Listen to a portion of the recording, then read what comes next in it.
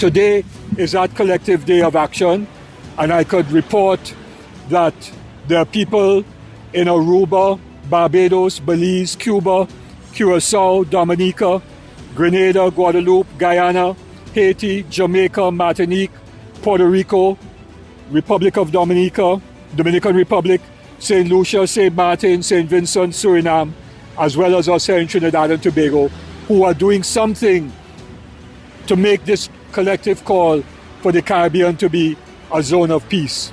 This declaration was a call to the people of the Caribbean that we must stand firm, that the Caribbean must remain a zone of peace, that there should be no U.S. intervention. We declared that the sovereignty of the nation states of our region is not and must not be up for sale, that regional unity and integration are crucial to our development and survival in the context of a changing global order, and therefore call on CARICOM heads of government to meet urgently on this emergent situation and to adopt a unified position against this unilateral military deployment by the U.S.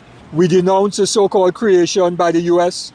of an international coalition against narco-trafficking, as it is a seed of an alliance of a minority of states in this hemisphere that will be used to create some cloak of legality under the OAS to intervene in Venezuela, as was attempted and failed through the so-called Lima Group.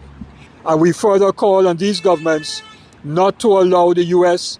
to use their countries as a military staging point to attack any sovereign state, and in this instance, Venezuela.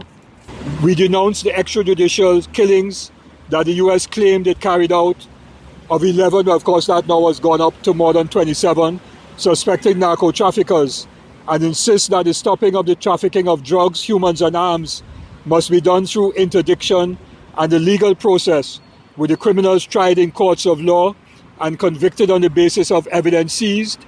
And we deplore the statements made that they should, quote, all be killed violently, as contrary to the rule of law, and thus which could take us down a slippery slope of giving the state the license to kill arbitrarily.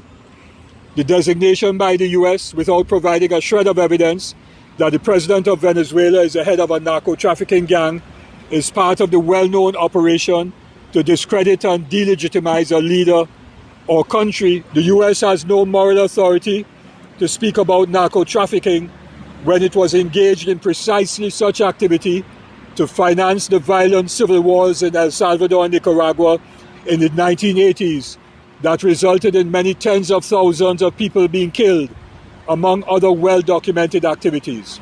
Nor does it have any moral authority to speak about peace when it is complicit in the genocide of Palestinians today and of many other crimes against humanity through the years. The sovereignty of the Bolivarian Republic of Venezuela must be respected, and that therefore we oppose any military intervention by the U.S. or any other state in Venezuela.